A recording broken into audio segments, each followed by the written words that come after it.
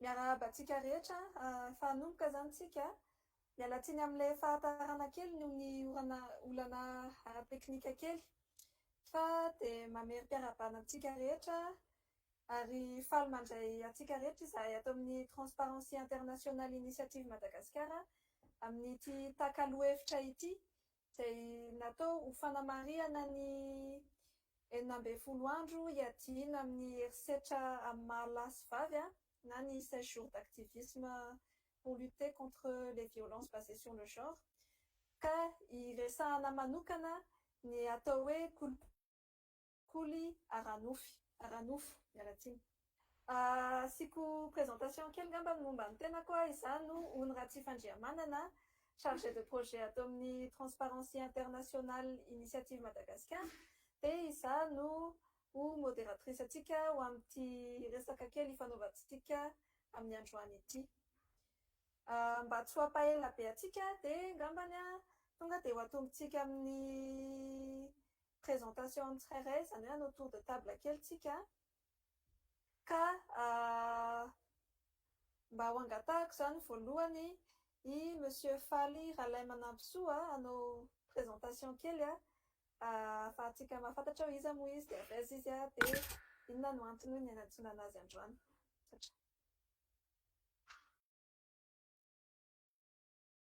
Ia, fa miarabanao io ny miarabantsika rehetra Ralaimanampsoa Faly alehan'ny fanabeazana sy fisorohana aty amin'ny Bianco. Ny fanasana nahatongavana eto moa zany dia avy amin'ny fanasana avy amin'ny Transparency International, satria tamin'ny taona 2014 dia nisy fiara-miasanay tamin'ny PNUD, famatsimbola amin'ny PNUD, nanao an'izay étude mikasika an'izay hoe corruption basée sur le genre na ataontsika hoe kolikoly aranofo, izay nataon'ireo cabinet MCA tamin'izany fotoana izany. Izay zany no fa nahatongavanay eto dia mbola misaotra anareo amin'ny fangatona fiara-miasa. Misaotra indrindra tompoko. Misaotra indrindra anao Monsieur Faly. Manaraka mangataka ny namanao amin'ny pôle anti-corruption mba hanao présentation kely azafady.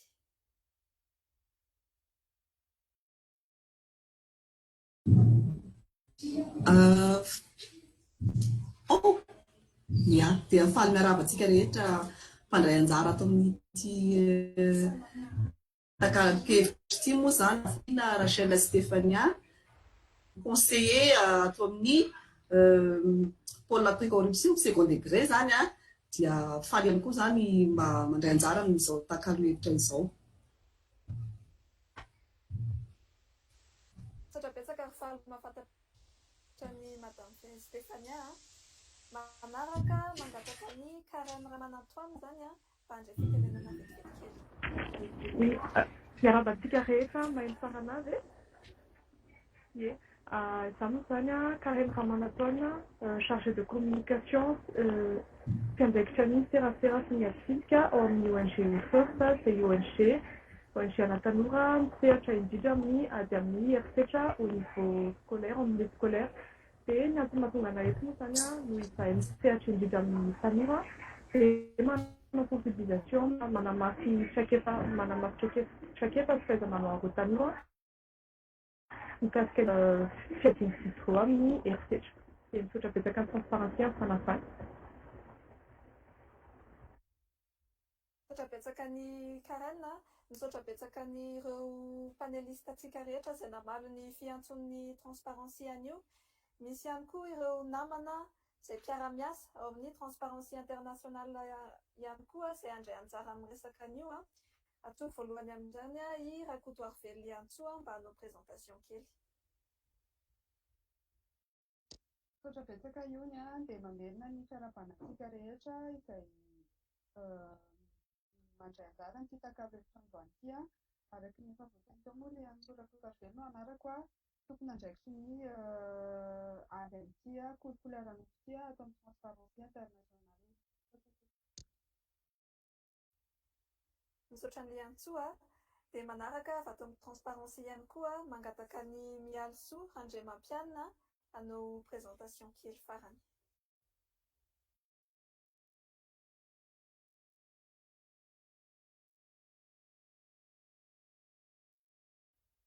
Allô, Mial, ao ve ndry? Oui, misy problème ara-teknika kely ngambany izy fa tonga dia ho alefakiny anazy izy io zany mialatso Andriamampianina dia rédactrice en chef ny tambazotra mal izay tambazotrana mpanao gazety misahana fanatsika fonana na journalisme d'investigation eto amin'ny Transparency International. Dia ny antony maheo anazy moa zany dia sady anisan'ny antony nahatonga an'ity débat ity koa dia tamin'ny septembre ka hatramin'ny novembre 2024 teo ny Transparency dia nanao investigation journalistique mahakasika indrindra ny hoe kolokolo ara-nofo io sy ny fiantraikany any amin'ny fianarana ambaratonga ambony izany hoe any amin'ny université privé sy public. Ka ny valin'ny fanatsika fonana zany no anisan'ny napietsika anay nahatonga anay hoe andao anao an'ity takalo-hevitra ity momba ny kolokolo ara-nofo ity fa efa hita fa tena mirongatra be eny amin'ny fiarahamonina izy ary mila resahantsika. Izay ny amin'ny présentation vitsivitsy maromaro araka ny teneniko large be ity resakantsika androany ity ny fotoana kanefa ny kely adiny roa ny ananantsika ka ny fomba fizarantsika an'izay adiny roa izay voalohany indrindra zany ny Bianco dia hanao introduction kely momba ny atao hoe ina tokoa moa izany kolokolo ara-nofo izany. Dia manarak'izay omena ny mialy ny fitenenana mba ahafahany miresaka n'ilay investigation izay niresahako teo hoe ohatrany ahoana ny atao inona ny valita, inona no olana napetrak'izay. Ka aorianan'izay ataoko hoe exposé introductif kely anankiroa voalohan'izay dia hosokafana ho an'ny mpandray anjara rehetra ny fitenenana ahafahany tsirairay maneho ny heviny manome ny expertiseny ny fahaizany mizara ny fahaizany sy mety izay faniainany ihany koa ahafahantsika mafantatra sy miresaka bebe kokoa an'izany kolikoly ara-nofo izany. Ary amaranana anazy raha toa ka misy fotoana dia hosokafantsika amin'ny mpieno sy ny mpandray anjara rehetra izay mijerentsika amin'ny Facebook ny fitenenana raha ohatra ka manana fanontaniana zareo raha toa ka misy fotoana moa. Oui. Dia ny mialatsiny fa somary voasaoty teo fa ny pôle anti-corruption koa nananjara fitenenana alohan'ny hidirantsika amin'ilay débat tena débat. Izay zany ny mahakasika ny programmatika amin'ity takalo-hevitra androany ity mbola mamery-pisaorana amintsika rehetra moa namaly ny antso tonga ary vonona hiresaka an'ity zavatra somary manahirana ity. Tsy ho be resaka intsony fa omeko anareo amin'izay ny fitenenana eto amintsika amin'ny Monsieur Faly avy ao amin'ny Bianco izay angatahako hiresaka kokoa hoe inona moa izany kolikoly ara-nofo izany. Ia, misaotra betsaka anao name fitenenana ary manatona ny fiarabana an'ireo tsika namana anatin'izay ady-hevitra ity. Ngamba ny tena maromarona koa ny zavatra ho resahako dia ame atsika ny votoatiny anatin'ny fotoana fohy hoe inona no votoatin'le étude nataon'ny cabinet MCA tamin'ny taona 2024 mba azotsika mijery zany hoe inona marina zareo kolikoly ara-nofo fa iveriko fa ato amin'ny département izay sahaniko amin'ny lafiny fanabeazana sy fisorohana satria mifandika an-dalàna ny resahana iveriko fa eo moa zany ny pôle anti-corruption tena hiresaka mban'izay fa raha sitrakareo dia fehezitsika anatin'ny fotoana fohy inona io étude mba azotsika manokatra le ady-hevitra araka ny resahana teo moa zany dia raha ny étude moa zany dia iverina fa voalohany teto Madagasikara mba raha fahalalana azy aloha ny tena nisy an'ity étude ny intitulé-isme dia analyse diagnostique en vue de l'élaboration d'outils de sensibilisation sur la corruption basée sur le genre à Madagascar. Teo ary niteraka mihitsy hoe raha niterena zany corruption sexuelle dia nitady moa zany consultant hoe inona no terme mba tsy tena mihajahaja koa ngamba nilazana azy dia teo niteraka le hoe CBSG dia araka nazaiko teo moa zany fa matsimbola niaraka tamin'ny tetikasa hidirika izy io tamin'ny taona 2024 ny anton'le analyse moa zany dia hoe araka nyresana teo hoe ndeha ho resana misy tokotany ny zavatra tsapa aloha dia efa nisy zany corruption sexuelle corruption basée sur le genre hatramin'izay fa ohatra tsy niresana hoe inona marina fisehony iza marina no tena victime ny corruption iza ny auteur ao anatin'ny zavatra izay dia raha fehezina zavatra nataon'le cabinet zany ny secteur nohony feno somary fohifohy any zay moa tadidiko tsara le adevitra tamin'izay raha marina raha ny observationnaire tao anatin'le TDR dia hoe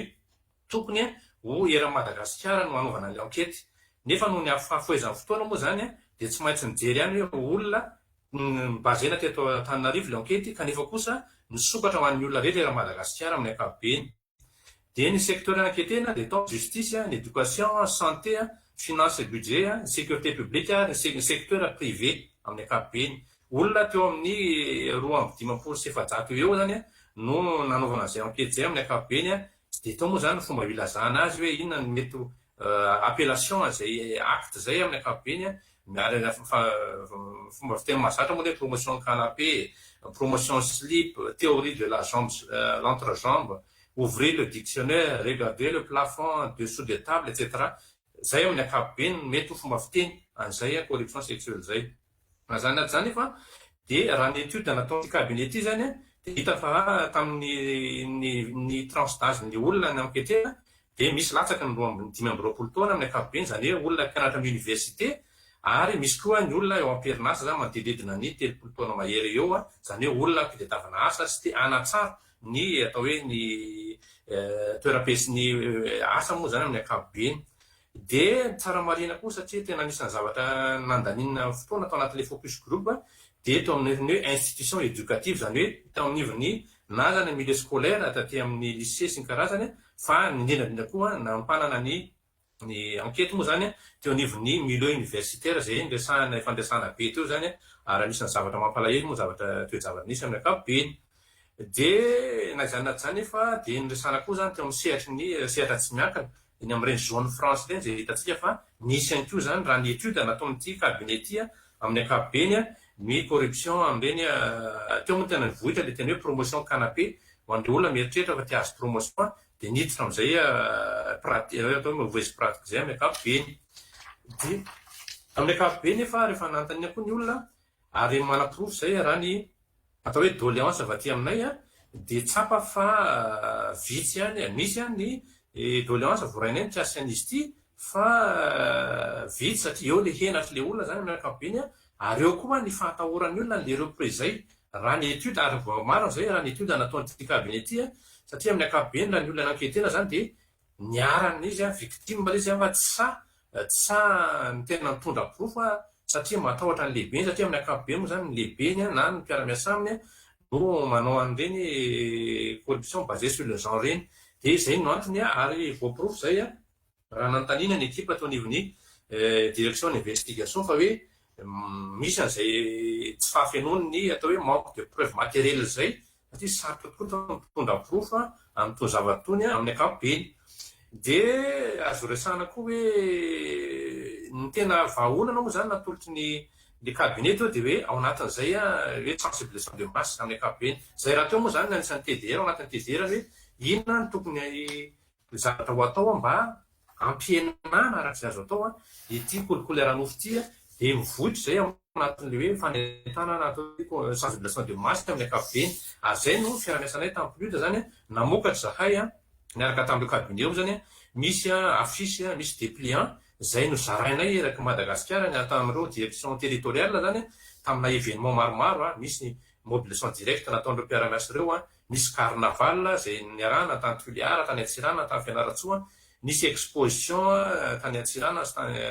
Tamatavy, nisy koa tao anatin'ireny atao hoe conférence débat isan-karazany dia nisy koa moa zany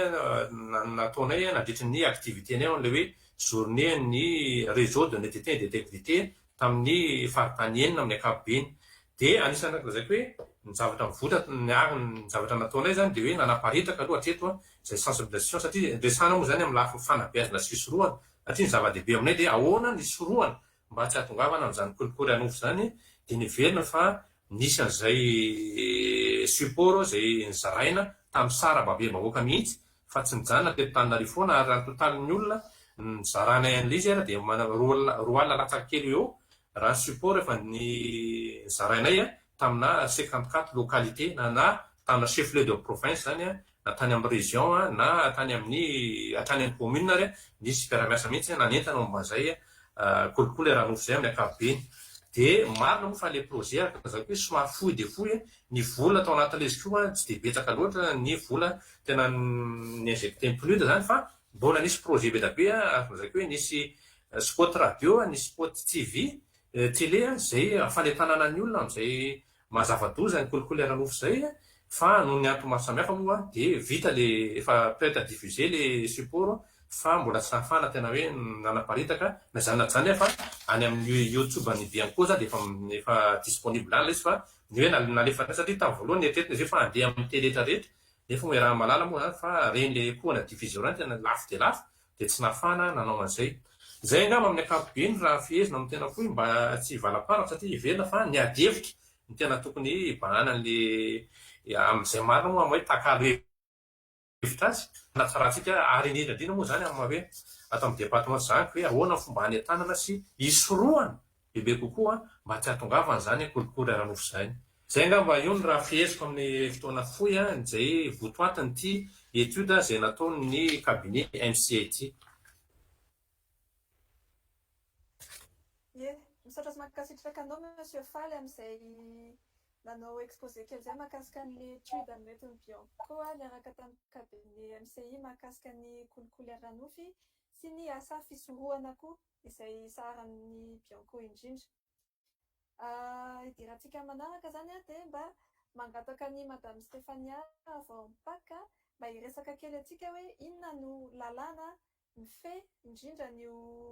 atao hoe kolikoly ara-nofo io ary ina koa afa-tsy no afaka ambara mahakasika an'izy io raha misy hoe statistika avy eo na zavatra ohatr'izay afaka ambara mipaka mahakasika an'izy io.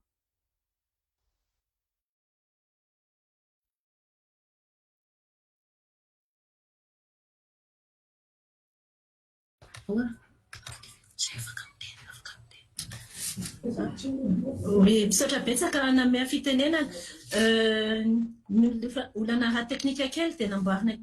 le ana fa ambany be le volume. Madame Daniela Razafy-Mahery, conseiller en pôle anticorruption amin'ny pôle second degré ny pôle anticorruption Antananarivo. Afaka averina kely le fanontaniana fa tena ambany be dia io no namboarina kely les connexions ve ça les laisse un volume. Oui, Maria tsara ve? Vetivety mbola ambarina informaticien kely azafady indrindra.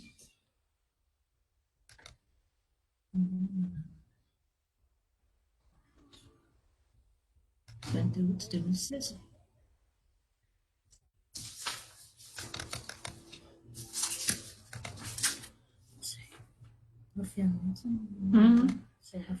Oui. Oui, Mariam Seve? Je vais avec pour ne pas retarder. Oui. Le fanontaniana teo hoe mahakasika ny kolikoly ara-nofo inona no lalàna tena misahana an'izy ity ampidirana azy zany dia inona ihany koa no afaka ambara avy any amin'ny pôle anticorruption mahakasika an'izy ity hoe misy statistika manokana ve na misy information manokana ve. Oui, merci. Les kolikoly ara-nofo plutôt les traites de personnes nos infractions miditra aty aminay pôle anticorruption dia io moa zany no ahitanay an'izay le exploitation sexuelle dia indraindray koa misy an'le exploitation avy any amin'le fahabadoniny sy le tsy fisina. Le tsy fisina zany eo amin'ny arabola dia lasa misy an'izay ohatrany hoe chantage pécuniaire ataon'le olona manao le recrutement dia tovovavy kely izay any amin'ny faritra zany no voasarika amin'izay zavatra izay dia ny misy dia ny travaux domestique no entiny hisintomana izay ina moa zany le sariany an'le ankizy hoe andray karamabe dia ny ray aman-dreny ihany koa manaiky dia iny amin'izay le lasa le zaza. 啊，喂，蛮马卡斯卡尼库库莱拉努菲，因那努拉拉那天南萨那尼斯蒂，库库莱拉努菲，因那努拉拉那天南萨那尼斯蒂， rehefa eo amin'le tsy ampy taona nefa ny tena voasarika amin'ilay izy amin'ilay abandon scolaire précoce dia amoronareo copie sandoka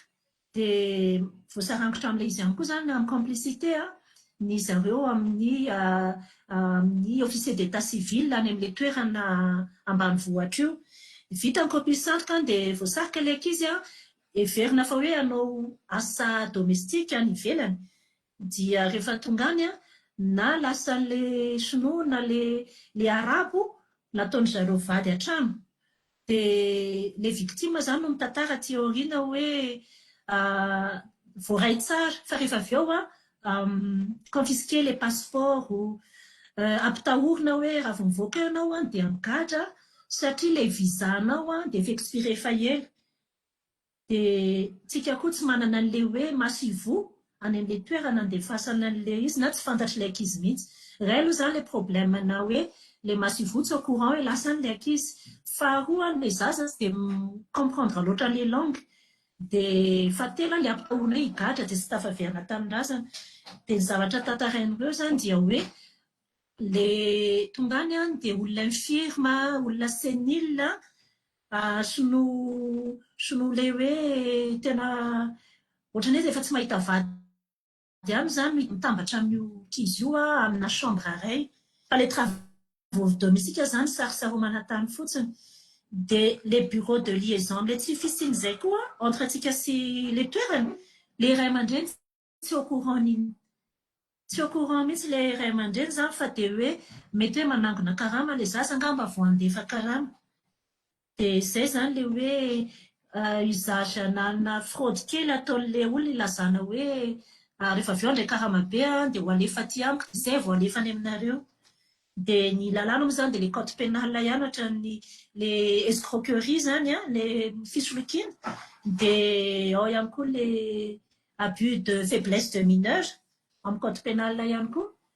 Dia avy eo amin'ilay faux le manao osoka amin'ny ataony mpiandraikitra ny soram-piankohonana dia ambony code pénal ihany koa ny ahitantsika an'izay. Dia traite de personne izany tena le lalàna fototra misy an'ilay izay anona izay dia ny traite loi 2007 point 038 2007-038 du 14 janvier 2008. Izay izany no mifeny manampy position code pénal sur la lutte contre la traite des personnes et le tourisme sexuel. Dia ny amin'ny statistika moa izany mbola vao mamarana ny fanaovana ny statistika zahay amin'ilay mbola mandeha ny cour criminel aty aminay amin'ilay miapurer ny détention, longue détention dia raha tsy eo amin'ny fin de cour criminel anay izay eritreretinay ho vita 18 décembre no afaka mamoaka chiffre zahay exact ho an'ity taona ity sy ho an'ity taona ity surtout. Misaotra tompoko. Misaotra anao madame fanasana fitenenana izay misaotra anao noho ny izay fanazavana izay momba ny fomba fiseho sy ny fiantraikan'ny kolokolo ara-nofo sy ihany koa ny formana exploitation sexuelle izay mety mianjady ny ankizivavy moa izany no tena betsaka izay mety amin'izany ankizivavy eto Madagasikara sy any ivelany ihany koa. Nivoaka tamin'ny resaka izay nataon'i Monsieur Falsy nataon'i Madame Daniela teo ihany koa teo izany hoe ny olona voan'ny tsy fisina na vulnérable no anisan'ny tena misy fiantraikany be amin'ity atao hoe kolokolo ara-nofo ity. Mba hiresadresaka an'izay kokoa dia mangataka ny mialosoa Andriamatoanina mba handray fitenenana kely hanazava n'ilay investigation journalistique na fitsikafonana izay natao tao amin'ny réseau na tambazotra malina tamin'ny septambra novambra teo sy ny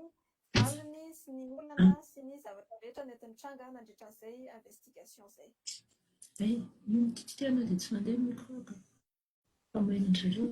Miarabantsika rehetra mialosoa Andriamatoanina antony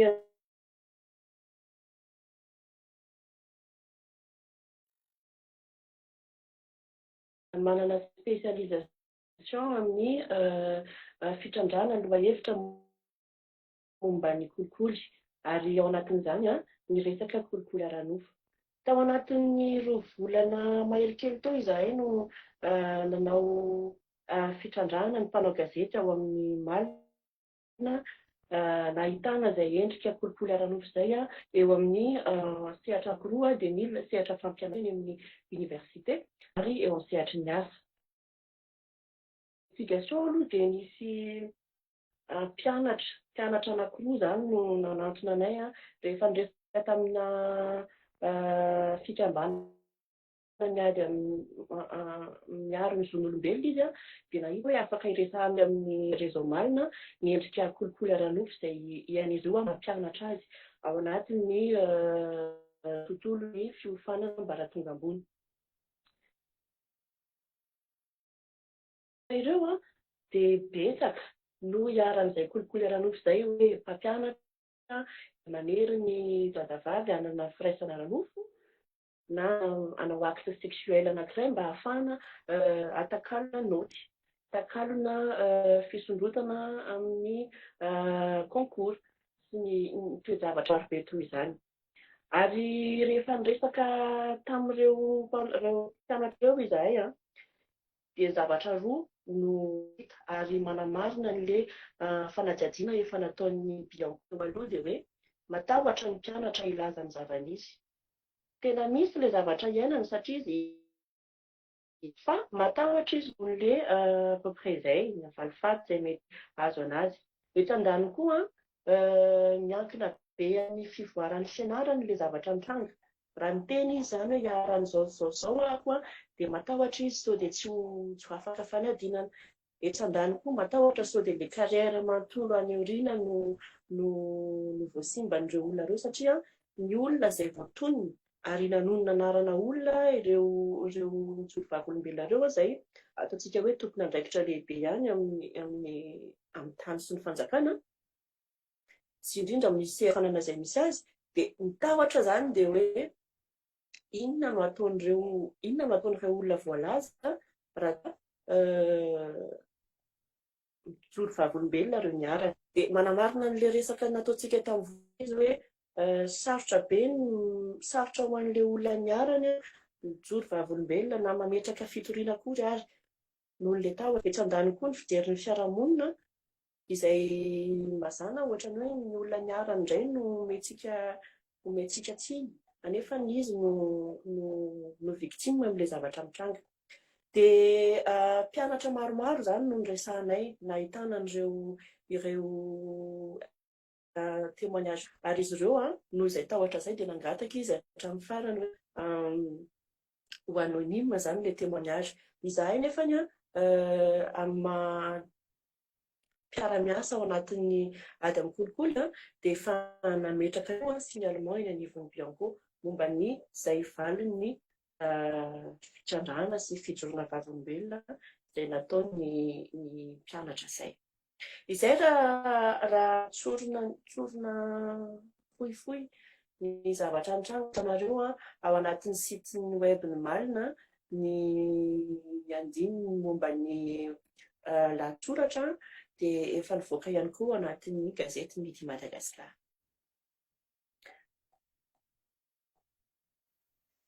Mankasitraka ny mialina izay famitinana nataon'izay mahakasika an'ilay fitrandrahana nataon'ny tambazotra Malina, marihana fa misy ny vidéo reportage kely maneho ny résultat azo avy tamin'io fitrandrahana io izay ho avoaka ny tambazotra sosialin'ny transparency anio ihany aorianan'ity takalo-hevitra ity ahafahantsika rehetra mahita hoe ohatry ny ahoana tokoa moa izany hoe inona tena fiantraikany izany hoe kolikoly ara-nofo izany rehefa ilay victime no tena miresaka an'ilay izy. Dia misaotra ny fandraisana fitenenana hitantsika teo izany fa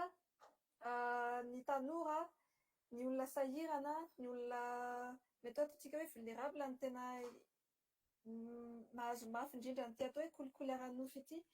ka hitodika manaraka izantsika amin'ny You First izay miresaka indrindra momba ny tanora sy miady amin'izany atao hoe violence basée sur le genre sy ihany koa amin'ity corruption sexuelle ity,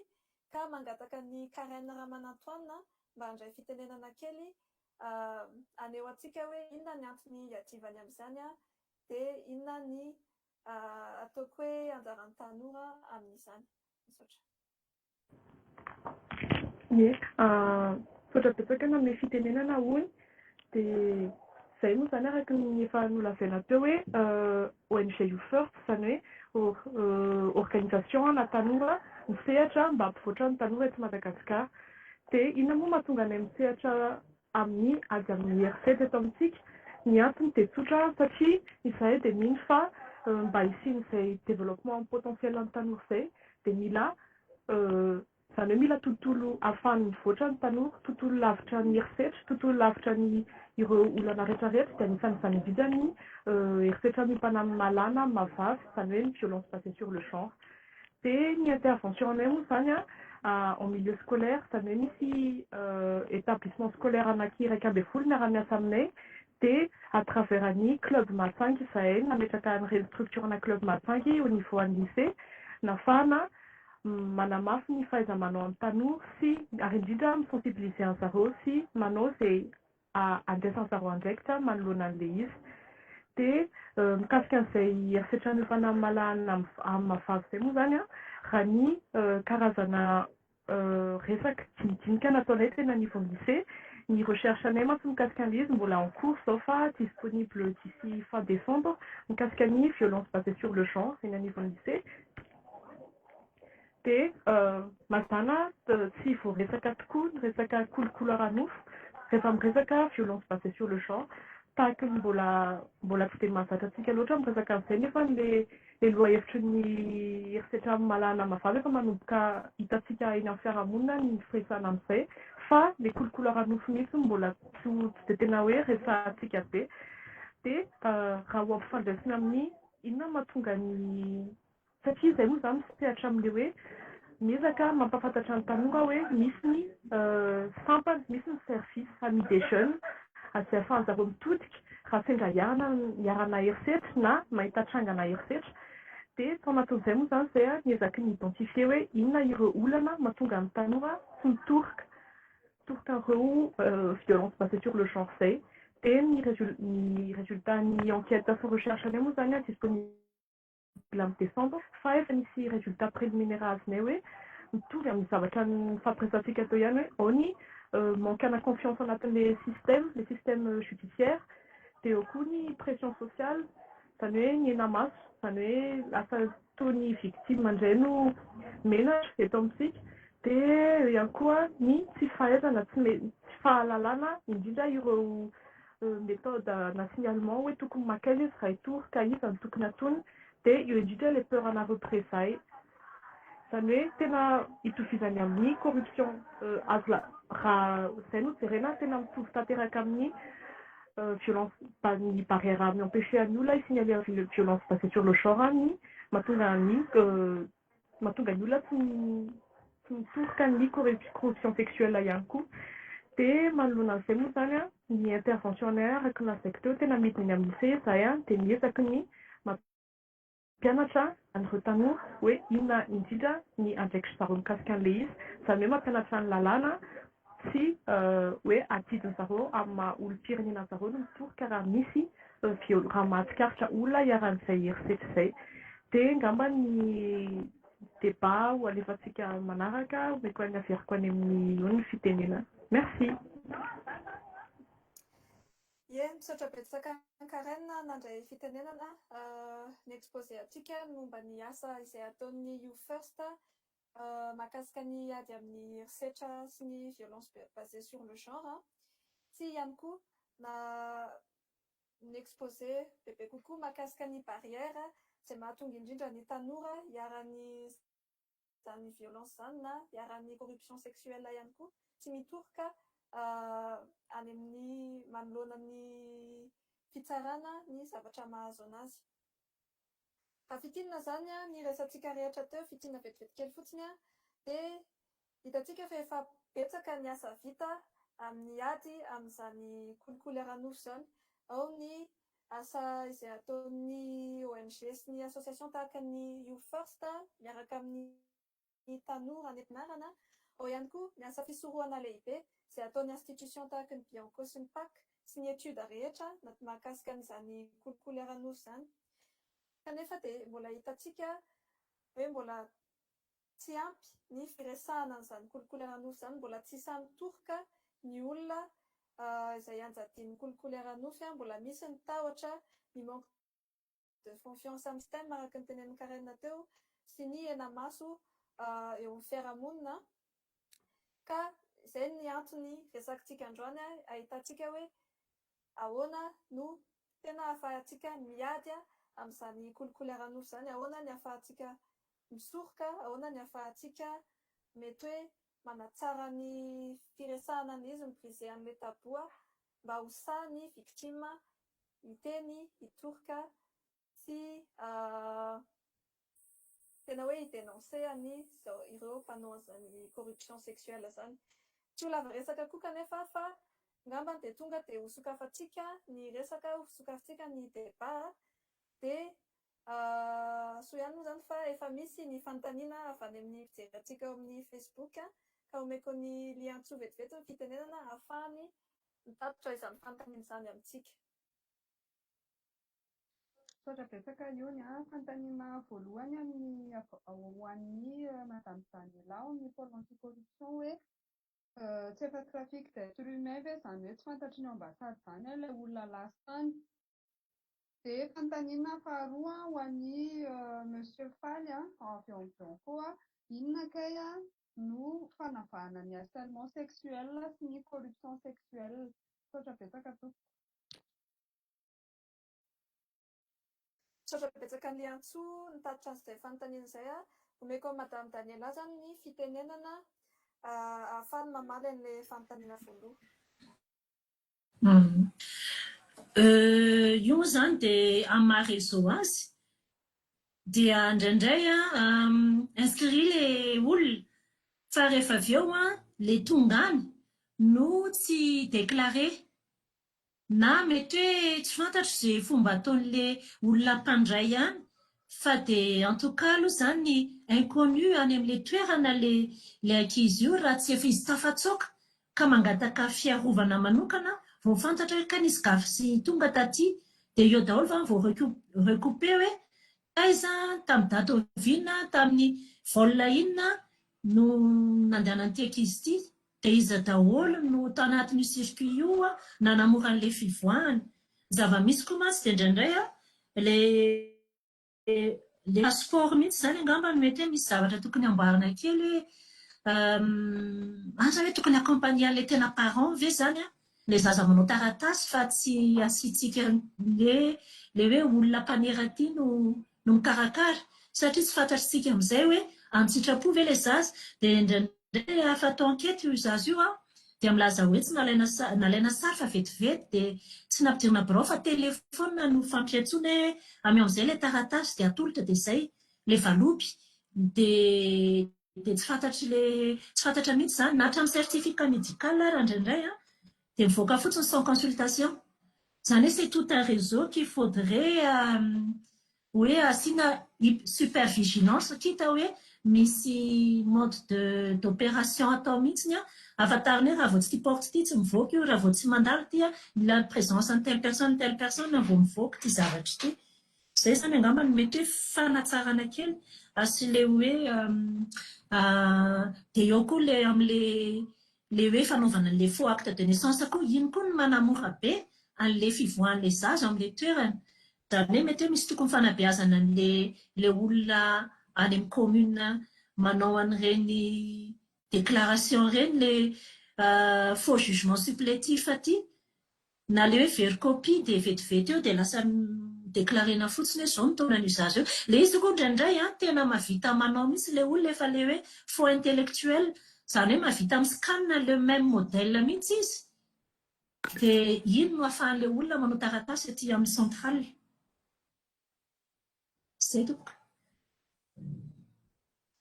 Satrany Madame Daniela momba amin'izay partage kely nataon'izay momba ny zavatra azo atao mba ho fanatsarana ny circuit ao amin'ny circuit mba tsy hisian'izay traite de personne mahatonga ny olona hijaly indrindra fa ny ankizy hijaly any ivelany tsisy afaka manampy izay indrindra fa hijaly amin'ny herisetra zay genre. Omeko any monsieur Faly indray zany ny fitenenana ahafahany mamaly an'ilay fanontaniana faharoa izay mikasika hoe inona no tsy mampitovy ny harcèlement sexuel sy ny corruption sexuelle. Ia, saotra-betsaka io tamin'ilay fanontaniana. Alohan'ny hamaleko mazay dia anao tantara kely zany ny historika mikasika an'ity étude ity. Satria marina tokoa fa raha ny famaritana araka ny lalàna 2016-020 tamin'ny 22 août 2016 ny lalàna iadina kolikoly aloha dia tsy mahitsika ato voasoratra hoe corruption sexuelle raha mijery ity lalàna ity zany. Azay ary somary nanasatra tamin'ilay étude nataon'ity cabinet ity hoe inona ny famaritana amin'ny lafiny ary mijery hoe arsenal juridique hipetrahany io. Kanefa kosa na izany na zany dia ny zavatra fampiasana amin'izareo dia hoe raha isika ny famaritana ankapobeny kolikoly izay tena ianareo tamin'ny tiers tena véhicule azy dia hoe fanararotana mahatompona andraikitra azona tombontsoa manokana. Izany hoe tsy voatery ho vola io fa eto moa zany satria mety ho tombontsoa hoe nazona tombontsoa manokana izay fa aranofo izay eo zany foto-kevitra ny andiany fanadadiana nataon'izareo amin'ny ankapobeny. Dia eo zay hoe za tsy tehitra amin'ilay amin'ny juridisme be hoe aiza ny fipetraka izay fa ny zavatra mifampizarana kosa tamin'ity étude ity zany dia hoe jereo nareo ao anatin'ilay cabinet rehefa misy izay hoe fanararotana mahatompona andraikitra azona tombontsoa manokana izay ka tsy voatery ho vola satria izay ilay aranofo eto zany resahana. Ny vola raha amin'ny lafiny ara-bola maty dia mazava ilay corruption mahazatra iny zany. Fa eto kosa raha vao misy tampony ilay tompona andraikitra zany ka manao an'izay manararotana mahatompona andraikitra izay azona tombontsoa manokana dia izy io izay zany ny étude nataon'ity cabinet ity amin'ny ankapobeny. Tsy dia ny spécifié izy zany hoe aiza ny mety hoe atraiza ny mety misy harcèlement sexuel ka atraiza mety hoe corruption sexuelle amin'ny ankapobeny. Satria moa ilay étude raha dinako teo ny fanarana tamin'ny ploisa dia hoe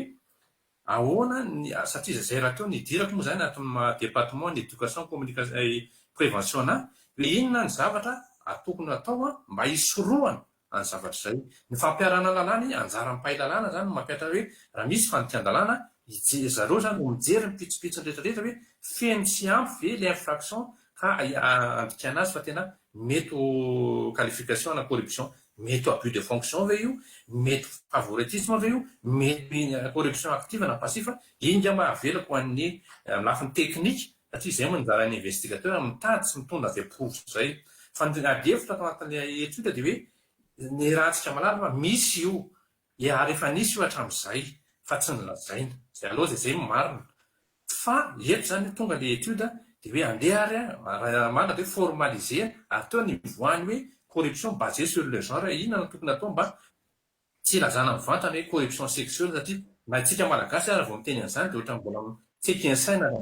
raha misy ao anatin'ny fiarahamonina hoe corruption sexuelle dia inona fomba fiteny atao hoe mihajaja koa mba raha izay ny ilazana azy dia izay ny fipetrana ao anatin'ilay izy. Dia raha PS na tiako ambara zany fa amin'ilay étude za zany mifototra foana amin'ilay étude nataon'ity cabinet ity izay mazava loatra moa zany nisy atao hoe validation raha zany lazana azy tsy manino lazana zany validation conjointe na ho amin'ny PNUD izay manome vola na ho aty amin'ny BEACO izay hoe entité atao hoe teknika zany mijery an'izay validation technique izay hoe inona tokony hipetraka ao anatin'ilay étude izay zany izy raha ferina iveriko fa ny mpahay lalàna angamba no maritra an'izay hoe inona no famaritana an'izay. Fa za zany mifototra foana amin'ilay étude izay nitanjona ao anatin'ilay izy averiko ihany fa inona raha efa fantatra fa misy io zavatra io eto Madagasikara. Ary zay koa ngamba tiako marena kely iony par rapport an'ilay resanao teo raha ilay étude zany dia nahita fa ny toute classe sociale anivon'ny fiarahamonina dia nahitana an'io daholo na misehatra atao hoe manana famille manana atao hoe famille aisée na ny classe moyenne na ny everina fa ny aty amin'ny sehatra hoe classe moyenne tsotsotra zany tsy lazaina dia samy nahitana izay endrika kolikoly aranofo izay fa izay moa ny nanararoatra mahatompona andraikitra azy dia olona azony tombontsoa manokana dia amin'ny ankapobeny izay. Fa efa asana angamba izay fa rehefa manaraka hoe amin'ny vahaolana angamba satria iveriko fa ny tena zava-dehibe amin'ny adefitra ohatran'izao dia inona ny vahaolana rehefa fantatsika fa misy ny olana dia inona ny vahaolana dia manana ny vahaolana hoentina zany zahay. Ia, misaotra betsaka. Ie, misaotra betsaka anao Monsieur Fall noho izay fanazavana izay hitako mivoaka indrindra teo moa zany raha hoe raisitsika amin'ilay fanontaniana hoe inona mitovy ny harcèlement sy ny corruption sexuelle dia ny corruption sexuelle misy an'izay hoe tombontsoa manokana izay mahatonga ny tena hoe kolikoly izay ho feno sy ampy raisina hoe tena kolikoly dia misy an'izay hoe tombontsoa manokana izay zany dia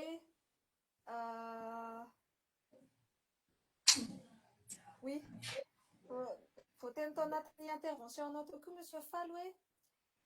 izy io dia mbola tsy dia keny saina loatra eto Madagasikara hany ka na ny teny hoe corruption sexuelle ary natao tsy dia ampiasaina loatra fa novaitsika hoe corruption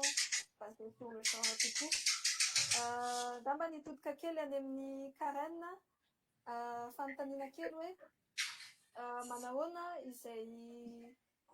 hoe corruption sexuelle mbola hoe tabou izay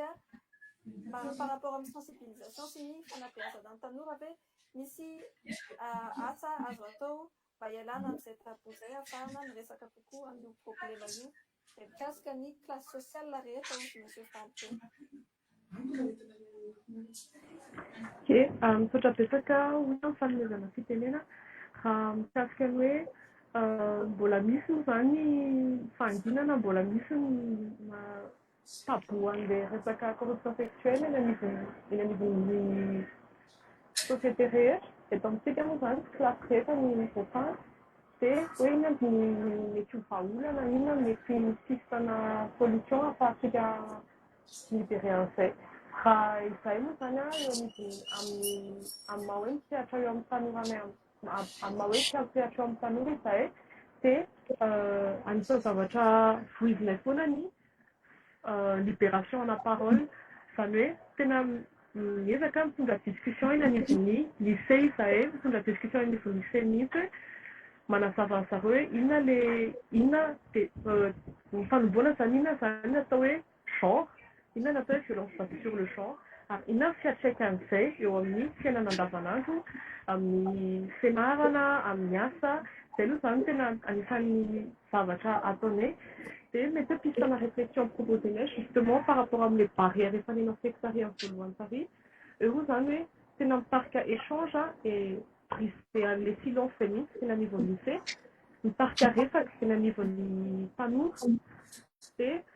ankoatran'izay manao izay anamafy ny traikefan'ny zareo ny fahaiza-manao an'ny zareo mikasika ny thématique anankiray io izany hoe mila fantariny mila réflexen'ilay ankizy ilay izy hoe inona ny rehefa resaka herisetra amin'ny mpanamalana mavaky dia tokony aiza izy mitodika aiza izy mety afaka mahazo orientation izay tokony nama mila zako anazy dia tonga dia tsirekany hoe misy moa zany laharana maitso 813 dia misy ihany koa laharana maitso 147 ho amin'ny tanora manokana dia amin'io moa zany tonga dia afaka amin'ny mahalarana maitso anazy dia gratuit miantso anazy afaka mimetraka amin'ny fanontaniana directement dia zareo no miorienté anareo miorienté an'ilay olona puisque zareo manana expertise amin'ilay izy dia ankoatran'izay hoe fanomezana information sy sensibilisation ilay ankizy ary mibriser un silence dia tena any amin'ny lezana mila zavatra sur le long terme sy systématique les firesana sy fanabeazana mikasika an'izy fa fitahindray manao efa hiarahantsika malala-doly angamba izany fa hitako hoe efa étape fa mbola tsy ampy fa efa manomboka libéré ny parole amin'ny resaka violence basée sur le genre efa Madagasikara dia efa manomboka tsara izay première étape izay fa mila fizana hatrany hoe mba tsy hahatonga an'izy ho lasa banalisation indray ilay firesahana an'ilay izy hoe lasa raisiny olona hoe zava-misy izany ilay izy fa tena hiapelena action amin'ny olona dia izay ilay hoe misy action na sensibilisation systématique sy sur le long terme sy ezana izay apa-réflexe an'ilay olona hoe rehefa mahita trangana herisetra dia fantany hoe tokony makaizy izy aiza ny afaka miorienté anazy dia izay angambany. Misaotra Karen mitondra izay fanazavana sy izay suggestion sy vahaolana izay sady momba ny sensibilisation systématique sy ny asa atao mba hilibéralisena ny fiteny mahakasika an'io problème anankiray io sy Nanome fanazavana mahakasika numéro vert sy ny orange ho an'ny tanora izay hianjadiny izany kolikoly aranofo izany. Izao tsika hoe mbola fanontaniana vaovao tonga dia amin'ny namana anankitelo mba mena 10 minitra tsirairay avy ianareo miresaka ny inona resaky teo rehefa avy ny problema misy ilay corruption sexuelle tena miompampanalizy eo amin'ny fiarahamonitsika. Tsy samy toroka ny victime, tsy samy teny miankizitra hatramin'ilay izy sarotra ihany koa resahana anazy eo amin'ny fiarahamonina etsetsetera. Inona zany araka ny tenen'ny monsieur Faly teo, inona no vaholaka mety hoe afaka hoentintsika, mety afaka resahantsika amin'izany. Angambany atombohantsika anazy dia omeko ny Madame Daniela ny fitenenana, dia aveo monsieur Faly dia aveo Karen dia aveo ny Tsiaya ihany koa. Omeko Madame Daniela zany fitenenana. Oui, misaotra betsaka ionona amin'ny fitenenana. Tsara ihany angamba ny ampahafantarana antsika ihany koa fa efa misy sapam-pitsarana voatokana amin'izay zany napetraky ny fanjakana ledina amin'ny violence basée sur le genre io, ka ny misy an'ilay hoe chaîne pénale spéciale pour la lutte contre la violence basée sur le genre. Dia misy an'izay chaîne izay zany anivin'ireny tribunal rehetra misy manerana nosy izay mandray avy hatrany tsy misy atakandro ny raharaha mahakasika an'ireny ary manamora an'izay accès an'ilay victime izay amin'ny fitsarana zany. Dia efa tonga dia amin'ny chaîne pénale zany dia miaraka amin'ilay brigade spéciale ihany koa zany izy mandeha tsara zany amin'izay fotoana izay ny fandehany enquête ny compte rendu dia tonga dia tsaraina amin'ny farazay malaky ny raharaha. Dia izay zany tsara ho fantatra fa ho anay paka zany dia amin'ny herisetra ranofo zany tsy anatin'ny fahefanay fa ny raha misy an'ilay fanondranan'olona izay izy efa mivadika traite des personnes iny no miditra aty amin'ny pôle anticorruption. Dia amin'iny moa zany tiako fotsiny signalena fa efa miafetsy ilay mpanao an'io traite io satria ny antony dia zao manao an'ilay fomban-drazana izy satria iny mahasarika-piariny iray aman-dreny angatahany bodiondry ilay zaza. Dia rehefa avy eo misy tena tonga dia anaovan'ny soram-panambadiana mihitsy. Dia zay vao hoe amin'izay moramora ilay visa mivoaka makany Chine. Dia any amin'izay izy tenen'ny zareo hoe tsy manan-kery io aty aminay fa ianao dia tsinitsinina aty aminay ary izay tianay atao aminao. Zay zany no hoe efa lasa astucieux be zany ilay délinquance amin'izao. Dia misy ihany koa ilay hoe tonga dia hiterahany ilay tovovavy dia chantage raha moa tena mijazakely mijanona aminay.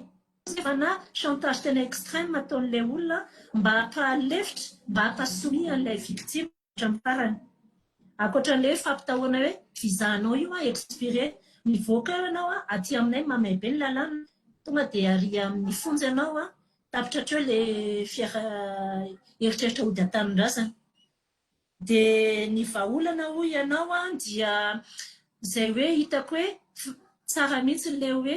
ampianarina ilay ankizy aiza ny danger, inona ny tokony hitandremana, tsara amin'ny se cultiver ny ankizy izany hoe incitenao hanohy fianarana, tsy ho kivy amin'ny fianarana. Ny ray aman-dreny atao saro-piara amin'ny tovovavy zanaka ny fiakanjo satria mitatra kely moa ny ianarana fa miala tsiny hafa ilay fiakanjo ilay tovovavy any amin'ny arabe nefa sura fa miala atao tokantrano izy tsy ny je m'en fous short kely izy tao ny rôle antsika mparabe ihany koa ny mpampianatra hoe tsy d'accord amin'izao fomba fitafao ary ilay misy olona mivezivezy tena mpianatra nefa tsy fantatra zao hoe tsy olona normal tsy tonga dia miakatra amina 4-4 inona reny zany efa tokony hoe izay mahita tonga dia efa misoroka hoe les surveillants d'école ny mpanabe ny randreny any an-trano tokony vigilant amin'ny zanakitsika vavy. Dia iny zany zao ny amin'ny sehatra mineur fa ilay zavatra mitranga koa ilay violence ataon'ny vady ilay hoe matrafozana dia tsy mitory dia miaritra eo dia memafy any ilay herisetra dia sanatria hitarika amin'ny fahafatesana Zay vao hoe nisy an'izao dia amin'ny Facebook vao hoe mampalahelo ny hahafononana. Fa asana hoe aiza ny andraikitry ny président Fokontany hoe vao mahare ka na tsy mitoroka raha ty vaty ty na ty fofom-baty ty dia efa mandray andraikitra manao benidina miantso ny polisy na ny gendarme izay akaiky. Tsy fantatro moa na misy ny chef quartier na ny andimasom-pokon'olona. Reny zany dia efa amina obligation de signalement dia ihany koa eo amin'ilay certificat médical. Eo zany tena tsy fantatro hoe aiza ny afaka ambara ministère en santé fa misy miteny hoe 3 alina vao mahazo. Le vehivavy nefa mbola miankina amin'ilay lehilahy amin'ilay fidiram-bola. Dia misy miteny hoe raha voarasa dia tsy manakery le certificat médical misy efa dokotera amin'ny CSB. Dia reny daholo zany no hoe mila alamintsika mba ahafahana hoe mba médical raha vao resaka hoe vono sy ratra atao amin'ny genre zay mikasika ny le genre la fille, la femme, l'épouse, la mère de l'enfant zany tokony misy fanamorana tsy fantatro ny geste azo ataon'ny santé hoe raha vao reny automatique ny délivrance na certificat médical. Dia ny any amin'ny polisy ihany koa mba tonga dia ataony PV an'ilay ankizy dia mbola mafana le raharaha dia mbola fantatra hoe io izy io. Tonga dia atao description avy hatrany zany le ao anaty préambule hoe reto aby ny hitanay amin'ny victime. Indraindray izy tonga dia tenenina hoe ndana maka certificat médical mangatsika amin'izay le raharaha mantsy fa any izy efa misy pression ny fiarahamonina amin'izay hoe ndrive dia iza ny anaty bareny io raha migadra io. Dia ahoana ny tenen'ny zanakindry raha ohatra ka hoe managadra ny rainy zaza ianao. Zay daholo zany le izy hoe il faut toute une chaîne pour que hoe aty amin'ny fitsarana mba tonga dia complet le proof dia mandeha avy hatrany ny raharaha tsy misy fitavahozana intsony zany fa tonga dia efa fitsarana avy hatrany. Dia tsara mihitsy le fisian'le ligne verte ihany koa zany io tsara raha hoe tena misy mandray ara-dalàna tsara le izy mba hoe miasité kokoa an'ilay olona amin'ilay izy dia tsy haiko na afaka atao affichage any amin'ilay sekoly reny io numéro vert io mba hampalakilaky kokoa an'ilay obligation de signalement izay tsy azo adiny fa mampisazy ny fahitana vono sy ratra na zavatra herisetra atao amin'ny olona ka tsy mandeha mitoroka avy hatrany ianao satria voasarangotra ao anatiny hoe ny raitsin-kombakomba amin'ilay izy. Izay ngamba ny anako fa mety ho ampilika ihany rehefa avy eo. Sotra tompoko. Misaotra indrindra ny madame Dianiala nitondra ireo vahaolana maromaro ireo nitsongana indrindra arak'izay anatin'izay ny obligation de signalement izay miandrady amin'ny olona rehetra mahita an'izany trangana corruption sexuelle na trangana herisetra ara-nofo sy na basé sur le genre izany ao ihany koa ny filavana ny fanabeazana sy ny fampianarana na ny ankizy na ny ray aman-dreny na ny olon-drehetra eo amin'ny fiarahamonina ary tao ihany koa ny mombamomba ny chaîne pénale spéciale izay hita any amin'ny tribunal ka afaka atonina raha toa ka hitoroka ka anao signalement zany an'izany herisetra ara-nofo izany. Anomeko ny Monsieur Faly indray ny fitenenana ho an'ny vahaolana izay efa nampanantenainy teo avy any Bianco. Ia, saotra anao io ny amin'ny fitenenana. Ny vahaolana tolotray aty amin'ny Bianco dia mifototra amin'ny zavatra telo loha. Ny voalohany dia ity étude ity moa zany nataontsika tamin'ny taona 2014. Tamin'izany mbola tsy nisy le fomba fitoroana tsy mitonona anarana le malaza be hoe hitoroka. Fa izao kosa zany tsika efa misy ny toroka. Ary izay ny amporisihana tsika olom-pirenena rehetra tompona andraikitra satria ny resahana teo raha le hoe tao anatin'ny fanadihadiana ny taon'ity kabinet ity moa dia hoe menatra le olona victime na izy matahotra valibondana avy amin'ny lehibeny dia izay mihitsy moa tamin'izany mbola tsisy resaka hoe ahoana ny fomba fitoroana tsy mitondra. Izao zany tsika manana an'ity hoty izay velona fa tena mahomby ho anay aloha mahita fa tsy haiko ny olona hoe mahita hoe ahoana tena hoe fitaovana mahomby ary amporisihana ny olona ampiasa an'io araka ny tokony ho izy. dia le fomba vitorana tsy mitona anaraka amin'ny alàna internet moa zany hoe hitoroka io. Za zany mahita fa hoe raha atao hoe antony tsy nampahomby tsy nahazon'ny olona nitoroka ny fahatahorana sy ny fahamanianarana tsy maninona zany dia zao zany tonga ny fotoana tena ampiasaina an'io araka ny tokony izy dia mampirisika ny olom-pirenena tsy voateran'ny ianao victime koa ny fa raha mahita anao vavolombelona satria amin'ny maha olom-pirenena kosa aloha raha vao mahita trangana kolikoly ianao dia tokony hitondra an'izay zavatra hitanao izay hitoroka ao anatin'le système de dénonciation ity. Izay ny anankiray zay resahana be amin'izao le hoe tolérance zéro ary voatsira koa ny président de république tao anatin'ny filan-kevitra minisitra namoaka vahaolana atao hoe sosokevitra ny amin'ny ampihenana ary azo atao izay aherisetra amin'ny lasy mivavy izay ary nina ao moany anty amin'ny biankoa zany dia hoe kolikoly aranofo izay amin'ny ankapobeny. Izay zany vahaolana anankiray iverina fa tena ahomby satria tamin'ny taona 2024 tsy mbola nisy zany hitoroko zany. Zao tsika zany efa misy io dia iverina. Faharoa dia ao anatin'ny hoe fanetanana fahobe. Io zany aresana teo fa ity kolikoly aranofo ity dia misy amin'ny sehatra rehetra na manan-karena na ny antonontonony na mahantra ary misy ihany koa eran'ny Madagasikara fa tsy hoe Antananarivo ihany marina fa ny etude natao reto ary misy voalohany isaky ny sokajin'olona rehetra misy eran'le isaky ny faritra ary misy isaky ny sehatr'asa rehetra tsy ao amin'ny fampianarana ihany fa na eo amin'ny sehatra asa-panjakana zany eo amin'ny sehatra tsy miankina zany dia ahitantsika an'izay hoe fomba fisehoana kolikoly aranofo zany. Dikan'izay mila tena hoe fanetanana fahobe ny eto Madagasikara manontolo fa hoe zava-doza ary tena mahamenatra izany kolikoly aranofo zany ary nefa kosa eto mamporisika amin'io satria eo amin'ny lafy fitsarana iarahantsika malala fa ny anjaran'ny biankoa moa zany dia manentana izy misoroka izy ary manao fanadihadiana izy fa mitondra fanadihadiana amin'ny rafy fitsarana mahomby. Dia verina kosa aloha fa rehefa ampy sy feno ny fanadihadiana izay ataonay dia verina fa misy rafy fitsarana mahomby sy mahaleo tena hoe hitondra an'izay saza mifandraika amin'izay amin'ny ankapobeny. Izay le vahaolana faharoa atolotray zany ary voalaza anatin'io étude koa moa zany hoe sensibilisation de masse amin'ny lafiny rehetrarehetra tsy anaiza raha tsy laza fotsiny hoe amin'ny lafiny sehatra asa-panjakana na amin'ny eo amin'ny resaka tsena asa-panjakana zany zavatra misy tao anatin'le étude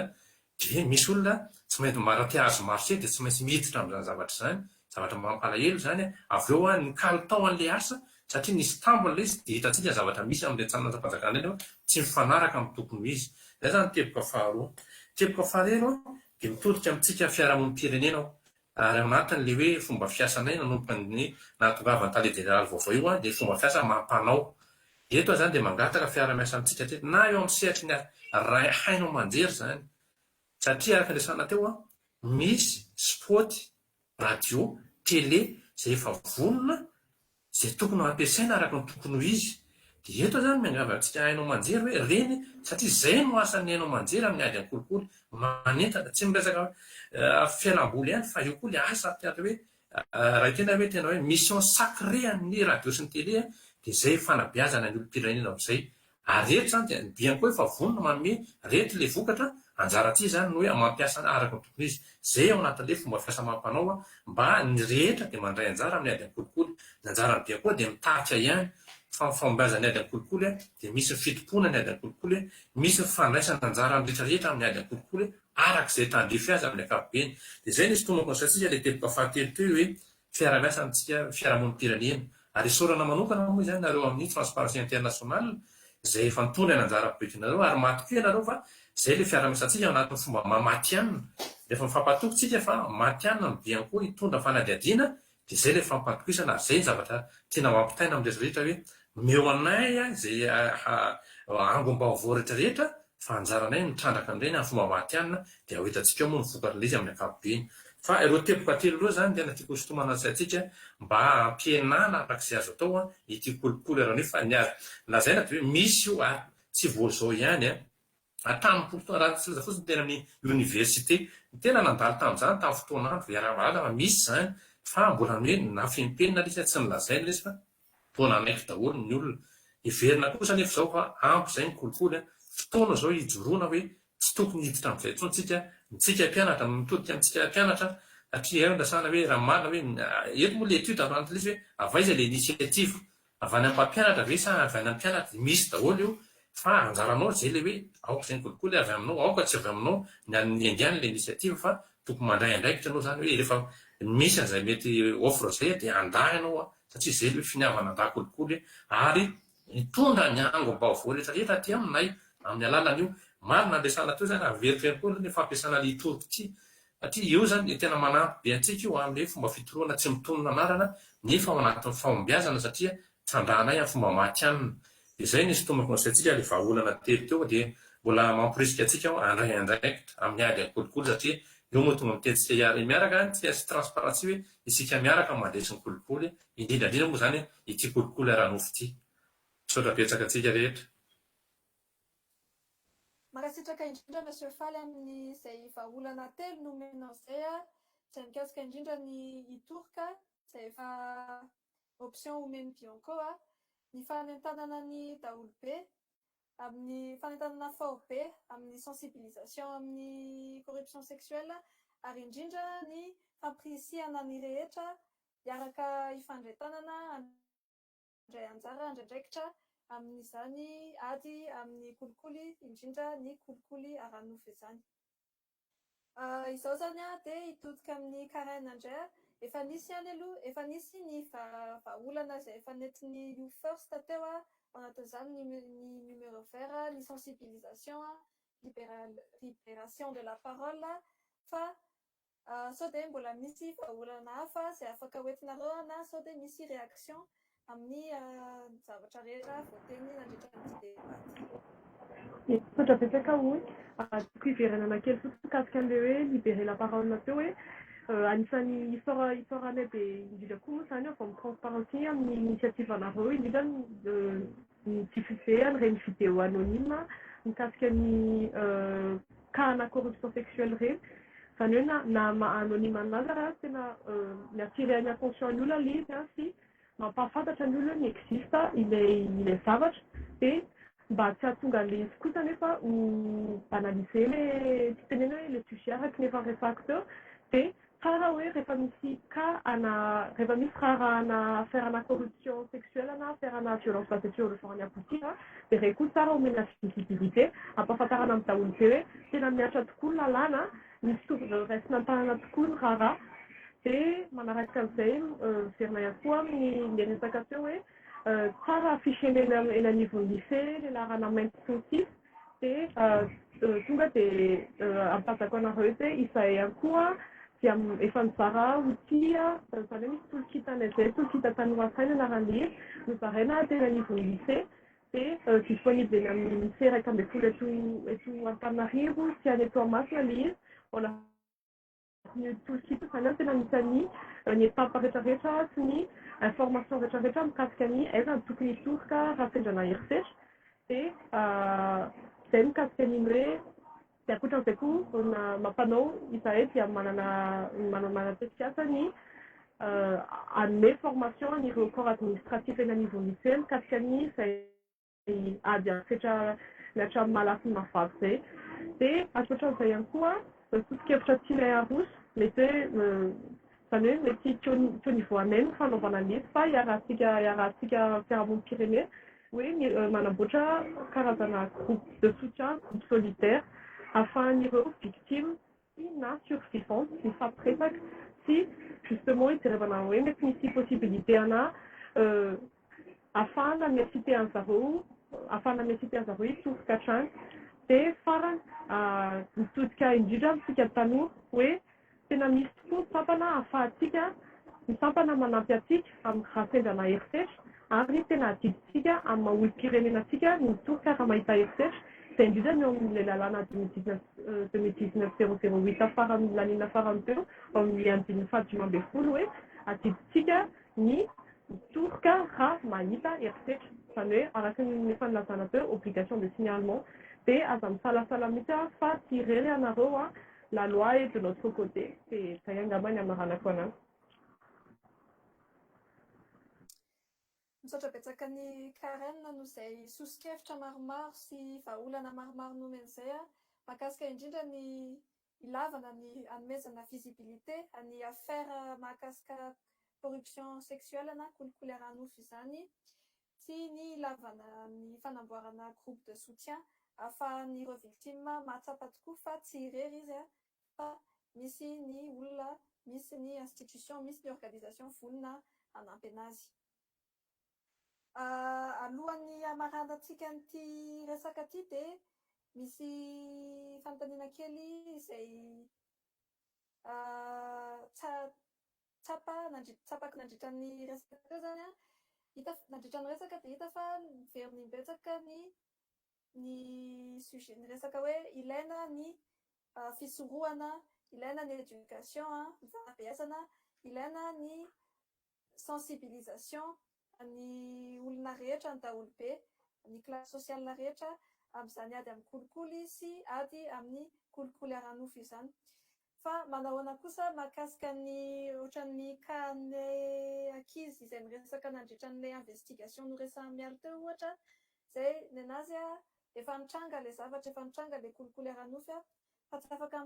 afaka mitoroko izy noho ny tahotra sy noho ny amenarana sy noho ny efa niresahantsika rehetra teo dia ahoana zany amin'izay ny momba ny fanasaziana ireo mpanao kolikoly ara-nofo, ireo olona izay miforce na mangataka an'izany kolikoly ara-nofo izany amin'ireo mpianatra ireo ohatra, ahoana no mety anasaziana anazy indrindra raha ohatra hoe olona ataontsika hoe manana mahitahita zany amin'ilay fomba fitenitsika amin'ny andavanandro, olona mahitahita ilay izy raha olona manana pouvoir eo amin'ilay olona, ahoana no mety azahoantsika miady amin'ilay kolikoly, ahoana no mety azahoantsika anasazy an'izany olona izany. Tsy haiko Monsieur Faly raha manana valiny afaka omena an'izay na Madame Daniela vao amin'ny PAC. Ia, sotranao io ny nametraka izay fanontaniana izay. Ho anay aty amin'ny biankoa zany dia mazava araka lazaiko hoe raha ao anatin'ny rijateny zany tsy ahitantsika an'izay teny raha mivantana izay. Fa raha voaraisina ao anatin'izay fa nararota amin'ny matompona andraikitra azona tombontsoa manokana izy dia mitondra fanadiadiana mamatianina anay amin'ny fitrandrahana amin'ny mampitsarika fanitian-dalàna ny ekipanay mitondra an'izay. Ary eto dia mitodika amintsika koa hoe ahoana mety efa hoe consommer ve liaka manao ahoana dia ny andraikitra ny biankoa zany dia manao fanadiadiana mijery ny singa rehetra afeno fa feno inona ikalifena ny infraction anatin'ilay izy dia mitondra ny fanadiadiana amin'ny lafim-pitsarana amin'ny ankapobeny dia arasana hatrimo le ahiahinao teo hoe mety ho tompona andraikitra ambony sy manao ahoana ilay izy dia anjaranay araka nizaiky hoe mijery foana hatrany farany reny dosiany ireny mba hoe maha-professionnel anay ao anatin'ny fitrandrahana ny trangana kolikoly dia toko zany meko antsika kely mba hoe rehefa mifampatoko zay ao anatiny foana le ady amin'ny kolikoly mifampatokisana. Rehefa misy zavatra nankininao amin'ny sampana anankiray dia matoky anao fa hitrandraka an'iny hatramin'ny farany ilay izy amin'ny fomba mamatianina ao anatin'ilay izy marina fa mitsaka isan-karazany. Kanefa ny biankoa dia mitondra an'izay mamatianina anazy, hitondra arak'izay tandrify azy. Dia fantatsika fa tsy rafim-pitsarana ny biankoa fa mitondra fanadiadiana izy, vokatra ny fanadiadiana any amin'io rafim-pitsarana. Zay angamba ny tandrify anay ao anatin'izy fa averiko foana fa ireo tokotelo mamasan'andro izay koa nefa tsy mandrierery fa eo ilay fanabeazana. Izay moa tokotelo mamasan'andro, fanabeazana, fisorohana ary fampiarana lalàna. Zay angamba ny azoko havalan'izay io ny sotranao.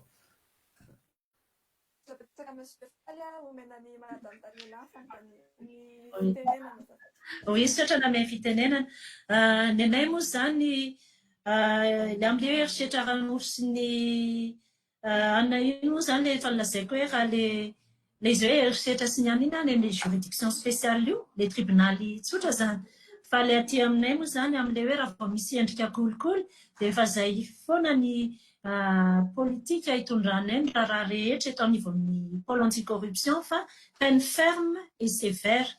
Zay foana zany no sazy mivoaka eto anivonay rehefa voamarina voaporofo fa tena misy ny kolikoly fa na raha ota-pahefana tamin'ny ny infraction izay nataon'ilay olona dia peine ferme et sévère. Milaza ianao hoe ahoana raha olona hoe olona miafina izy na tsy hita izy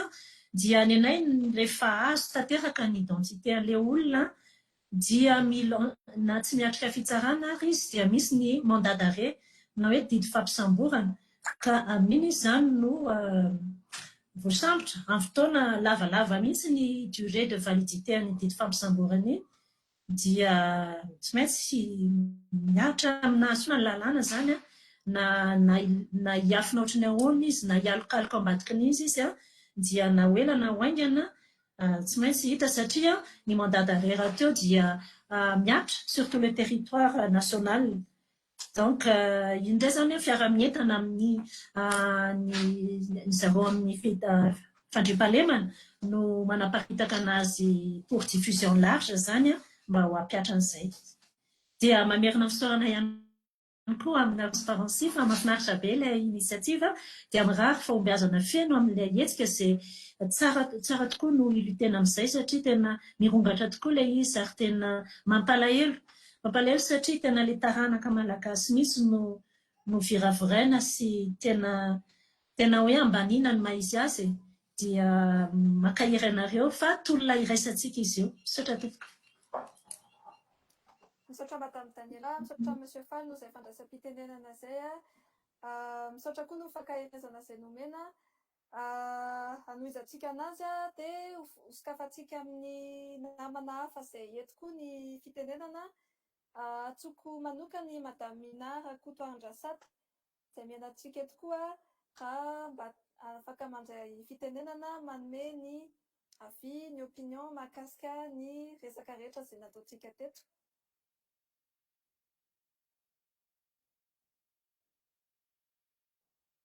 Allô?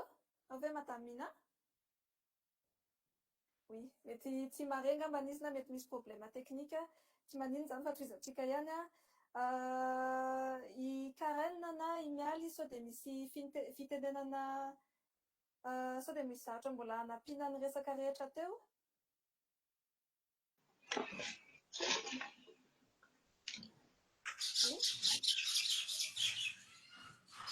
Za angambany aminampy kely tsy manino mieritreritra indraindray ilay olona hoe manao arrangement fa ny lalàna mikasika ny mœurs matsintsina zany resantsika viole atteinte à la pudeur sy ny rehetra momba ny attouchement dia tsy misy mihitsy ny hoe tsy manala an'ilay sazy mihitsy zany sy ny fanenjehana ny fisiana lettre d'arrangement. Ka ilay olona sao mieritreritra hoe fa ray aman-dreny roa ny fanantona ve ireo olona dia hosarotiny alohan'ny tompony tsika eto amin'ny fanenjehana fa na misy na tsisy ny arrangement dia rehefa déclenché ny poursuite dia mifarana ny didy fitsarana foana fa tsy hoe entina ialana déferment dia hoe nisy arrangement dia mangina ho azy eo. Manao obligation zany ny ao amin'ny mpikaritra fanjikan-dalàna anome tohany raha ohatrany tony ary ihany koa ny se référé foana amin'ny parquet na ny procureur any toerana izay misy azy fa tsy possible mihitsy zany mijanona hatreo ka anjarantsika ihany koa zany no indraindray mampatsiaka kely an'izay zavatra izay raha misy hoe atao mbola tsy nafona zahay efa erana ampidirana dia zay daholo zao ny antony isian'izay le hoe chaîne spéciale zay mba hampalaky kokoa ny fandraisana raha tony dia izay ny amin'ilay arrangement dia amin'ilay ankizy ihany koa tokony tonga dia manantona dokotera koa ny tena aingana indrindra satria iny ilay proof tadiavintsika. Misy mantsy ilay hoe efa sasana ilay zazakely efa narary ilay izy dia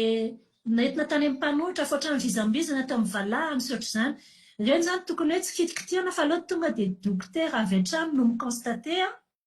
mba tsy averan'ilay proof izay tena zava-dehibe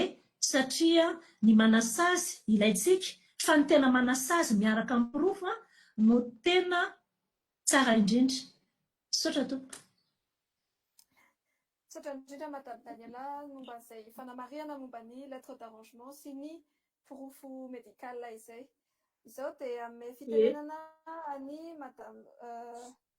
oui mialo saika mbola hiteny. Amin'ilay satria moa amin'ny tambazotra marina ilay asan-gazety no atao dia tsapa efa manao investigation momba an'io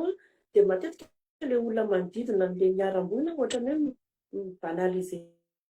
an'ilay zavatra mitranga sahala ny atrehantsika hoe efa izay nge fiarahamonina etsetra. Dia izay koa zany isan'ny hoe asa lehibe sarana asa lehibe tokony himasoantsika dia miady amin'izay hoe satria ilay izy efa tafiditra anaty fiarahamonina dia heverina azokena na heverina fa normal satria fomba na ohatra. Dia eo amin'izay resaka banalisation hoe fiheverana hoe zavatra efa mipetraka izay mantsy raha nahitanay tamin'ireo natao interview dia lasa ohatrany hoe fomba tradition ao anatin'le cursus dia na ny arany na ny mahita zany lasa ohatrany manaiky fotsiny hoe izay le fomba dia izay tradition entre guillemets zay no mila tena hoe paitsika any amin'ny fotony. Dia izay no manentana antsika foana zany na victime tsika na témoin tsika anantona dia hiresaka ary izahay amin'ny tambazotra malina dia vonona foana hoe eno ary raha misy ny investigation tokony atao raha fiaraha-miasa tokony atao amongorana an'izay dia izahay vonona satria izany ny antom-pisin'ny réseau izany koa ny antom-pisin'ny ady amin'ny kolikoly. Saotra betsaka mialo no izay fanamariana faran'izay Maria farany moa fa izy ty rehefa avy eo ilay vidéo de témoignage an'ireo victime no antonona nandritra ny reportage malina natao io dia ho alefa ao amin'ny tambazotra sosialy sy na ny réseaux sociaux any Transparency International Initiative Madagasikara rehetra. Fa izao dia omeko an'ny Ketakandrina Rafidson izay directrice exécutive any Transparency eto Madagasikara ny fitenenana ahafahany manome ny heviny sy ny vuany amin'ny zavatra resahantsika rehetra teo. Ia, mankasitraka hoy ary mirabantsika rehetra dia manolotra ny fialan-tsiny ihany koa satria efa tena tsefatsefany avy afaka niditra noho ny fotoana fanindry moa fatantsika ihany fa be dia be ny zavatra atao indrindra amin'izao herinandro akatoky ny fankalazana ny fahasivy volana desambra izao izay andro iraisam-pirenena iadiana amin'ny kolikoly dia be ny zavatra mandeha zany. Fa isaorako be dia be ianareo rehetra izay namaly ny andro teto indrindra ny avy ao amin'ny Bianco zany sy ny PAC ihany koa ary ny avy ao amin'ny Youth First toraka izany ihany koa misy olo-tenantsika avy ao amin'ny FNUAP sy ny PNUD koa ny fantatro fa manaraka eo ihany ankasitrahana namaly ny andro satria raha ratsy mora izy ity. Io zany tena hoe ny kolikoly eto amintsika maro lafy fa ty lafiny anankiray ty tena lafiny manahirana satria mahakasika ny ataoko hoe intimité tsy hitako izay ilazana azy amin'ny teny malagasy tena hoe fiainana anatiny tsirairay ary tena mamotika lavitra noho ny lafina kolikoly hafa zany dia izay no manahirana aminy satria koa efa niresahantsika teo ihany hoe mbola tsy tena vonona hiresaka momba an'izy ity ny atao amin'ny fiarahamonina misy antsika eny fa nareo olona efa nianjadiny ary dia izay zany tena somary hoe mila vakitsika mihitsy izay omeritana hoe ny lalàna ny fahanginan'izay eto Madagasikara dia izay no anisan'ny antony nanaovanay an'ilay fanadihadiana izay efa niresahan'ny ekipa taminareo teo nanaovana ihany koa ny fanairana na signalement izay nalefa tany amin'ny Bianco omaly ny fandraika amin'iny moa zany dia mbola hanohizana n'ity kampany ity ny antony nanaovana n'ity adi-hevitra ity androany dia tena izay mihitsy hoe aleo resahana ilay izy antsika anatin'ilay 12 andro fanetsiketsehana entina iadiana n'ity hoe erisetra noho ny malala mahavavy ity. Vehivavy aloha ny tena betsaka ianjadiana izy ity eto kanefa fantatra koa fa misy lehilahy dia ho atosika foana ity resaka ity manomboka izao. Ny saorako anareo rehetra dia mivahaolana be dia be ny teneninareo teo satria raha ny olana ny tany saina dia indraindray tao mahakivy ilay izy kanefa rehefa jerevana dia betsaka tahaka ny olana ihany koa mivahaolana fa eo amin'ny fahatapahan-kevitrintsika tsirairay avy ampiasa azy ampiasa an'ireo plateforme efa misy tahaka ny toroka ny tenenin'ny Bianco teo ireo numéro vera samihafa ny resahan-karenina teo hanao signalement sy ny sisa mila tapa-kevitra tsika satria raha vao tsy tapa-kevitra tsika dia toy foana ilay zavatra dia manjaka foana ny tsy maty manota ho an'ireo olona mpanao kolikoly ara-nofo ireo dia izay ny tena nentanako antsika rehetra zany Dia teny kely anankiray amin'ny lafiny hoe mahaty anay. Ity ady amin'ny kolikoleran'ny nofo ity tsy hoe zahay eto amin'ity eto Madagasikara ihany no miditra ao anatiny fa anisan'ny laharam-pahamehana amin'ny mouvement maneran-tany izay miasa anatina firenena mihoatra amin'ny 10 ankehitriny. Anisan'ny laharam-pahamehana mihitsy izany izy io. Dia ho avoakanay eo amin'ny page Facebook-n'ity ihany koa, mety hoe rapito satria misy action iray isan'andro moa izany natao izay ilay hoe 16 jours d'activisme azy.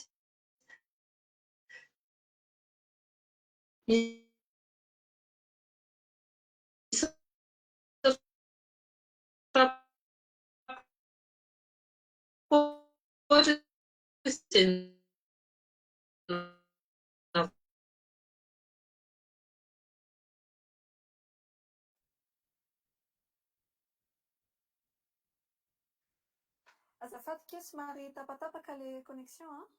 sao dia afaka averina kely.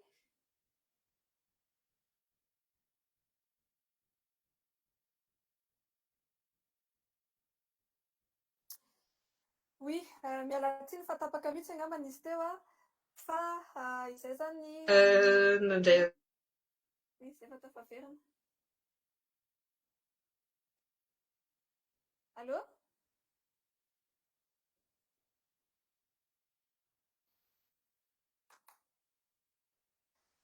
Oui, tapaka mihitsy izy teo noho ny olana ara-teknika izay ialana tsiny amintsika rehetra. Izay zany ny hafatra faraparany avy amin'ny directrice ny Transparency International raha toa ka avitina dia ao ny hoe tsy izy ity dia tsy ady atsika eto Madagasikara ihany fa ady ho an'ny iraisam-pirenena eran-tany ihany koa, tahaka ny tenen'i Monsieur Faly teo hoe tsy adiny Bianco ihany fa adiny tsirairay, adiny fiarahamonim-pirenena, adiny isan'anjarany rehetra. Ka alohan'ny hamaranantsika zany, tsy haiko na ho tafaverina eo ke fa alohan'ny hamaranantsika dia miangavy ny tsirairay anareo mba aka 2 minitra fotsiny vetivety kely fitenenana raha misy ny hafatra farany tianareo omena ireo olona mihaino sy mijery antsika. Atombontsika amin'ny Monsieur Faly.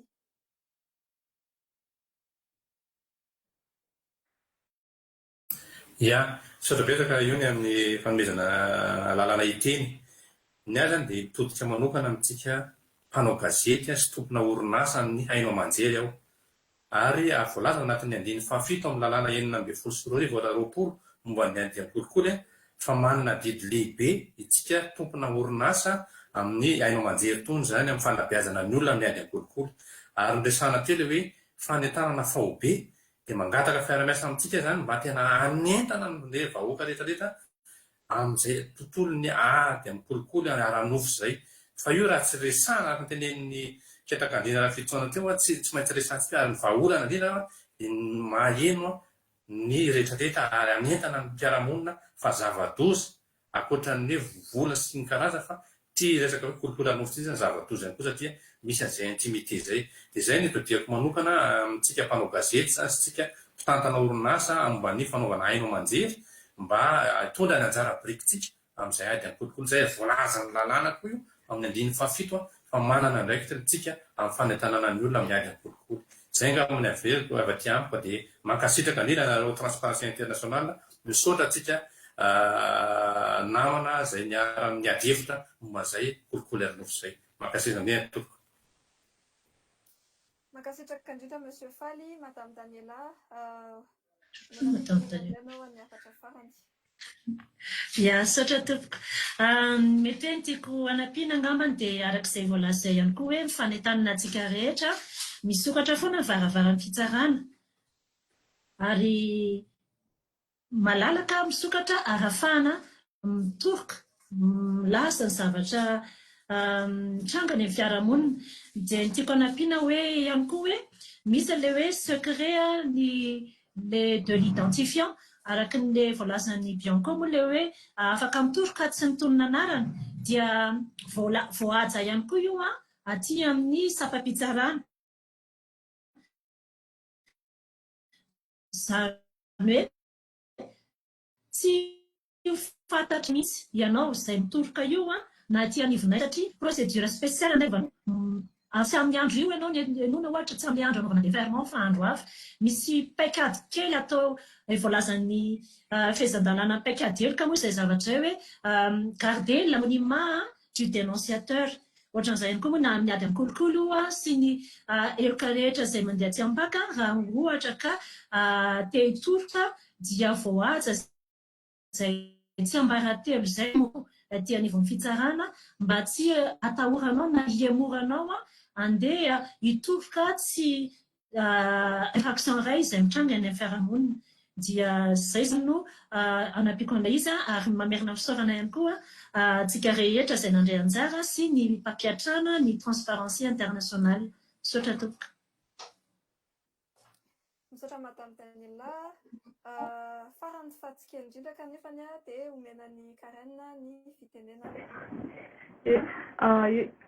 Anamafisako ny zavatra efa voalaza teo ihany koa mikasika ny ady amin'ny herisetra nofana malana mavavy dia misy ihany koa an'izay fahafahany olona manao signalement izay mitazona ny anonymat ary indrindra ny confidentialité an'ilay affaire izany hoe ohatra hoe aza misalasala mihitsy isika izany tokoka aza misalasala mihitsy fa voahaja tsara izay tsy ambaratelo efa voalaza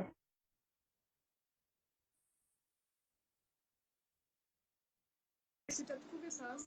tokony mafeza dia aza misalasala mihitsy manontany manatona rosampana. misy tokoa izy ireo ary manampy anao indrindra mbola verika moa izany hoe larana amin'ny centraise dia afaka manome orientation anao amin'izay karazana herisetra rehetra izay izay angambany. Ie, misaotra betsaka ny Karen ary mamery-pisaorana amintsika rehetra na itsika panelista ny mifampiresaka sy ny fampitafa an'io na ireo mpijery, ireo audience izay nanaraka antsika tany amin'ny page Facebook rehetra isaorana sy ankasitrahana lehibe ianareo dia ho an'ny fijery antsika zany dia mbola averinay ihany sahy mitoroka sahy miteny fa tsy irery akonareo fa efa eo daholo ny système efa eo ny atao hoe organisation hafa ny namana ny transparency ny malina ny PAC ny Bianco ny First etc vonina eno vonina handray andraikitra hanampy anareo ka dia misaotra sy mankasitraka antsika rehetra izay ny resakintsika androany dia manatitra fiarabana ihany ary manatitra veloma amin'izay misaotra tompoko. Veloma daholo. Daholo dia mankahirana ireo ty izay. Veloma daholo ihany koa dia mirary soa rehetra. Misaotra antsika rehetra.